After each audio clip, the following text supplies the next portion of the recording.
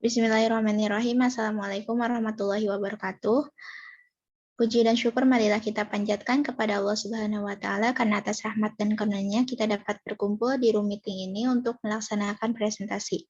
Salawat beserta salam semoga selalu tercurah limpahkan kepada junjungan kita yakni Habibana wa Nabiyana Muhammad Sallallahu Alaihi Wasallam.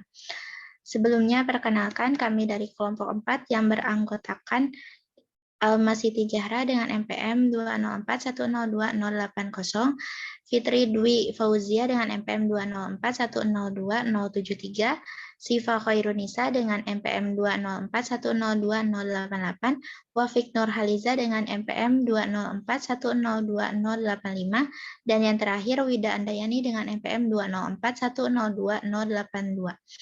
Baik, untuk mempersingkat waktu, kita mulai saja. Materi pertama akan disampaikan oleh Wafik. Kepada Wafik, dipersilakan. Baik, terima kasih kepada moderator yang telah mengizinkan saya untuk mempresentasikan hasil diskusi kelompok kami. Saya akan mempresentasikan profil pengusaha yang kelompok kami pilih. Nama pengusaha yaitu Johnny Andrean, dengan usia sekitar 50 tahun. Tempat lahir beliau di Singkawang, Kalimantan Barat. Beliau seorang pengusaha makanan dengan merek Britok dan Jeko.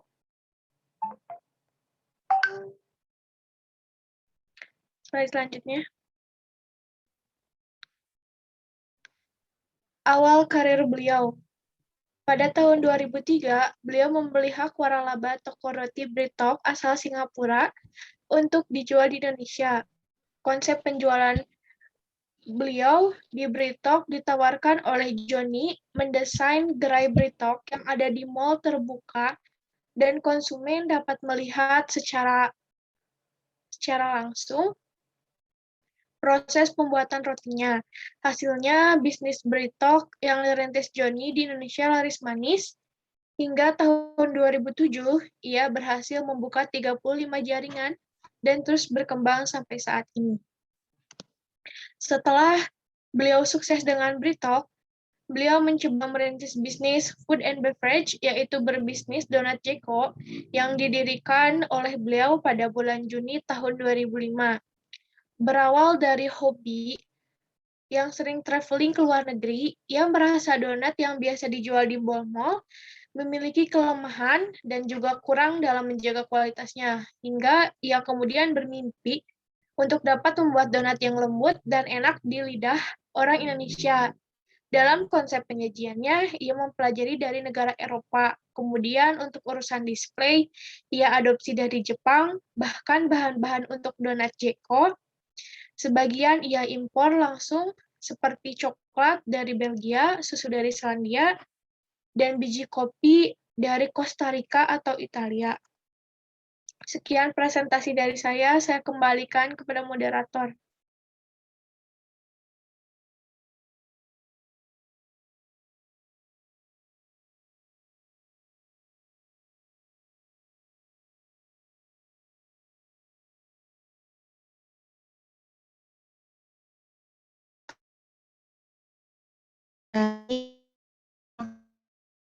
Setelah mempresentasikan materinya, materi selanjutnya akan disampaikan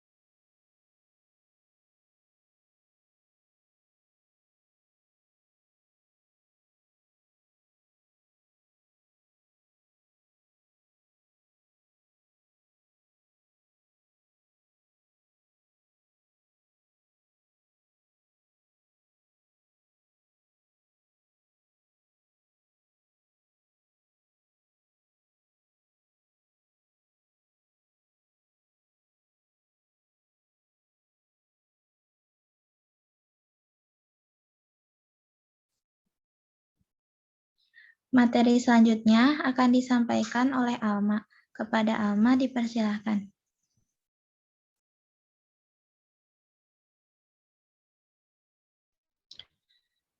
Terima kasih kepada moderator yang telah mempersilahkan saya untuk membacakan materi selanjutnya. Selanjutnya, karakteristik dan sikap yang dimiliki oleh Johnny Andrean. 1. Pekerja keras. Johnny Andrean sebagai seorang pekerja keras untuk mempelajari apakah bisnis donat dengan sistem franchise cocok diterapkan di Indonesia. Ia sampai melakukan riset dengan metode survei di beberapa negara, yaitu Amerika Serikat, Australia, Jepang, serta beberapa negara Eropa. Hasilnya adalah negatif. Dalam artian, ada beberapa hal yang membuat hasil donat tidak memuaskan sehingga belum cocok digunakan untuk bisnis franchise di Indonesia. Selanjutnya, pantang menyerah. Setelah Johnny Andrean, salon mengalami penjarahan pada 1998. Tekad Johnny Andrean dalam membangun kembali bisnisnya tidak pernah pudar, terutama untuk membangun kembali puing-puing harapan yang belum bisa dijamin keberhasilannya. Hingga saat ini, banyak orang yang masih ragu untuk meniru tindakan beliau. Tidak sedikit pula yang mengakhiri karir usahanya dan memilih menjadi seorang kriminal sampai berujung di sel tahanan. Selanjutnya, pandai membaca situasi. Johnny Andrean yang berbeda baik dari model maupun bidangnya. Dapat disimpulkan bahwa ia adalah seorang pebisnis andal yang memiliki intuisi baik. Kemampuannya dalam membaca situasi sangat membantu dalam proses menganalisis produk apa yang diinginkan masyarakat Indonesia, serta bagaimana cara yang paling cocok diterapkan pada pasar negara ini. Oleh karena itu, kepiawaiannya banyak menuai pujian dari pebisnis-pebisnis yang kerap menjalankan kerjasama di berbagai bidang dengan Johnny Andrean. Selanjutnya, berpikir logis dan tidak asal main mimpi. Memulai sesuatu dari nol butuh perjuangan 100% agar bisa mencapai puncak. Sebuah usaha yang setengah-setengah hanya akan menghasilkan rasa lelah dan kegagalan. Karena saat ini jumlah saingan bisnis semakin banyak dan kreatif. Pengembangan diri serta motivasi internal memang tidak dapat lagi diganggu-gugat. Seperti kata pepatah, pantang pulang sebelum dapat uang. Selanjutnya, tekun belajar. Dalam memperdalam ilmu cara membuat roti yang enak sebelum kemudian memutuskan untuk membeli warabala breadtalk, tidak tanggung-tanggung ia sampai mengejar resep rahasia tersebut ke Singapura. Dari perjuangannya untuk memperdalam seluk-beluk pengolahan roti tersebut, sangat wajar jika kemudian Johnny Andrean memetik kesuksesan menjalin hubungan. Selanjutnya, cakap dalam menjalin hubungan. Johnny Andrean memang dikenal cakap dan bisa menjalin hubungan baik dengan rekan bisnis. Jika kenyamanan sudah terjalin dengan baik, selanjutnya hubungan bisnis bisa berkembang menjadi hubungan pertemanan atau kekeluargaan. Itulah yang menjadi sisi positif dari Johnny Andrean. Dengan kecakapannya, pula banyak orang yang tidak segan untuk berbagi ilmu, tips dan membantunya pada riset-riset di berbagai negara. Sekian, saya kembalikan kepada moderator. Terima kasih kepada Alma yang telah menyampaikan materinya. Materi selanjutnya akan disampaikan oleh Fitri. Kepada Fitri dipersilakan. Baik, terima kasih kepada Siva yang telah memberikan waktu saya untuk memaparkan materi selanjutnya. Materi selanjutnya yaitu kendala yang dialami dan cara mengatasinya. Jadi, terjadinya penurunan omset yang dijalankan itu melakukan analisa kira-kira yang menjadi penyebab omsetnya menurun. Ternyata ada beberapa dari pesaing usaha. Pada dasarnya,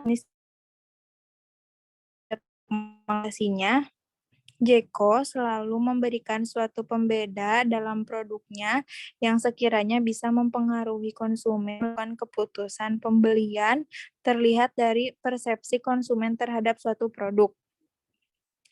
Nah, selain itu, jika terjadi kegagalan dalam suatu usaha, Tina sebagai istri Joni, Andrean menekankan bahwa kunci sukses Joni adalah sikap selalu senang bekerja, selalu ingin membuat yang terbaik, serta selalu ingin mengingatkan apa yang telah dilakukan dan dibuat agar di masa mendatang jadi lebih baik lagi. Jadi kalau misalnya nanti gagal, ya tidak apa-apa, karena gagal itu juga sebenarnya baginya. Melalui kegagalan, dapat belajar untuk masa yang akan datang. Sekian materi yang dapat saya sampaikan. Untuk itu saya serahkan kepada moderator. Terima kasih kepada Fitri yang telah menyampaikan materinya. Materi selanjutnya akan disampaikan oleh Wida. Kepada Wida, dipersilakan.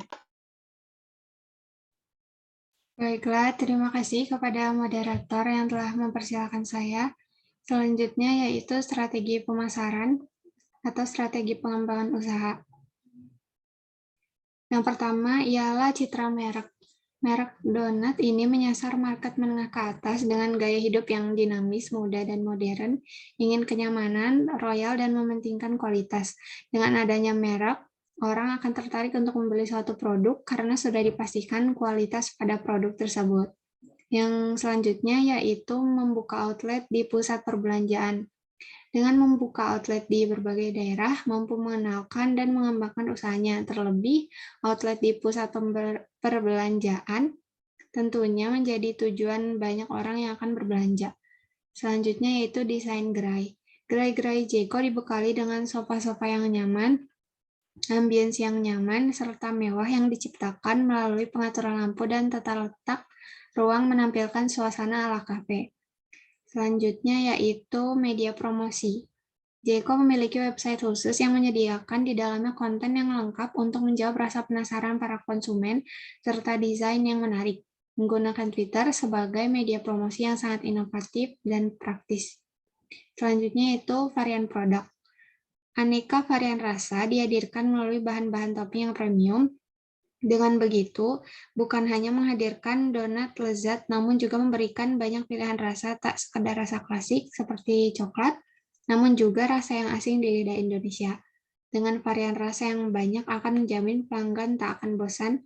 Selain donat, Jeko pun menghadirkan kopi, salad, sandwich, dan frozen yogurt. Selanjutnya, next slide, yaitu profit. Harga satuan donat Jeko ialah Rp6.000. Jika setiap tahun berhasil menjual 80 juta butir per tahun, artinya pendapatan Jeko mencapai 480 miliar rupiah dalam 1 tahun. Belum lagi pendapatan dari produk lain seperti kopi, sandwich, dan juga frozen yogurt. Dalam jangka waktu 10 tahun, Jeko berhasil menjual 805 juta donat dan 52 juta cangkir. Sekian dari saya kembalikan kepada moderator. Terima kasih. Terima kasih kepada Wida yang telah menyampaikan materinya. Materi selanjutnya akan disampaikan oleh saya sendiri. Materi selanjutnya yaitu inovasi dan pembeda. Produk yang dimiliki ialah donat basah. Karakter masyarakat Indonesia sendiri lebih menyukai makanan ringan yang lembek dan berminyak. Kedua, Jeko mempunyai visi sebagai merek terkemuka di dunia. Selain itu, Jeko juga ingin menjadi trendsetter dalam segmen bisnis donat dan kopi. Yang ketiga, Jeko mempunyai misi memposisikan konsumen sebagai fokus utama, menyediakan donat dan kopi berkualitas premium, berkomitmen memberikan pelayanan terbaik dan sepenuh hati, tempat nyaman untuk bersantai dan melayani pelanggan dengan penuh hormat. Selanjutnya yang terakhir yaitu Jeko menawarkan banyak varian yang tidak dimiliki oleh toko donat pada umumnya.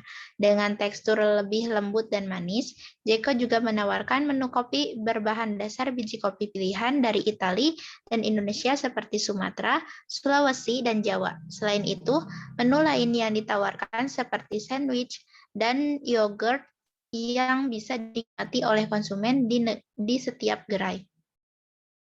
Baik, materi selanjutnya akan disampaikan oleh Wapik. Kepada Wapik, dipersilahkan.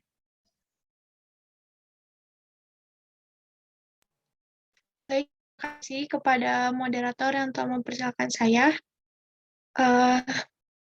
Usaha yang kelompok kami pilih itu, usaha ini sesuai dengan usaha yang akan dikerjakan kelompok kami. Karena kami juga berencana untuk membuat usaha makanan yang banyak disukai oleh banyak kalangan sebagai pengganti makanan pokok ataupun hanya sebagai cemilan, yaitu donat. Kelompok kami mengerjakan usaha donat kentang yang bisa masuk ke pasar internasional dengan bahan-bahan yang mudah didapat dan mudah dibuat.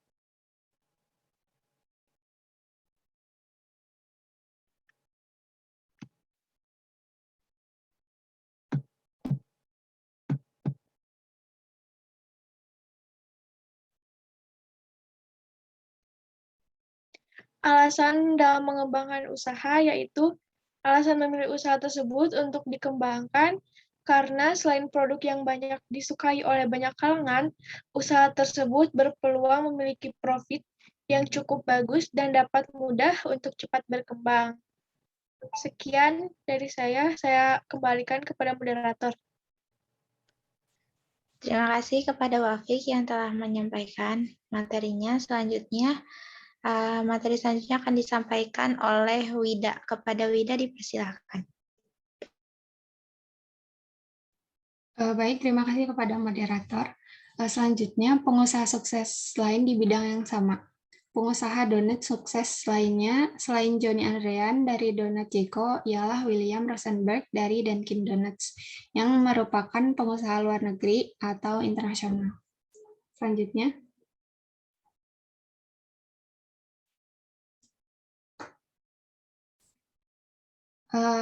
ciri khas pada usaha yang akan dilakukan untuk membedakan dan membuat usaha ada khas tersendiri, yaitu kami akan mencoba memberikan varian bentuk baru dan varian rasa baru. Untuk varian rasa baru berupa cita rasa Indonesia, contohnya untuk donat asin ialah donat dengan topping rendang, untuk donat yang manis ialah donat dengan topping rasa es campur, klepon, dan lain-lain. Sekian dari saya kembalikan kepada moderator. Baik, terima kasih kepada Wida yang telah materinya. Materi selanjutnya akan disampaikan oleh Fitri. Kepada Fitri, dipersilahkan. Selanjutnya, ada proses produksi. Untuk bahan terdiri dari 500 gram tepung terigu, protein tinggi, 11 gram ragi instan, 100 gram gula pasir, setengah sendok teh garam, 100 ml air dingin, 50 gram susu bubuk, 200 gram kentang, 75 gram mentega, dan 4 butir kuning telur. Untuk cara membuat donat kentang empuk, yaitu tahap pertama, kukus kentang hingga empuk, haluskan, dan dinginkan. Selanjutnya, campur kentang halus dengan gula dan kuning telur. Lalu, campur tepung terigu, susu bubuk, dan ragi instan hingga rata. Lalu, aduk campur tepung dan kentang, lalu tambahkan air. Uleni hingga kalis. Tahap selanjutnya, tambahkan mentega dan garam pada adonan tersebut. Lalu uleni kembali hingga kalis dan tidak lengket. Selanjutnya, taruh adonan di dalam baskom, tutup dengan kain yang lembab atau plastik wrap hingga 20 menit atau hingga adonan donat mengembang 2 kali lipat. Selanjutnya,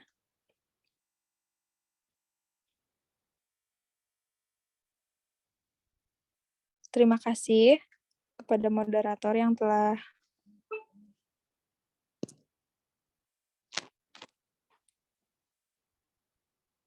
Terima kasih kepada moderator yang telah memberikan saya waktu untuk memaparkan materi. Sekian dari saya. Saya serahkan kepada moderator. Terima kasih kepada Fitri yang telah memaparkan materinya. Materi selanjutnya akan disampaikan oleh Alma. Kepada Alma dipersilahkan.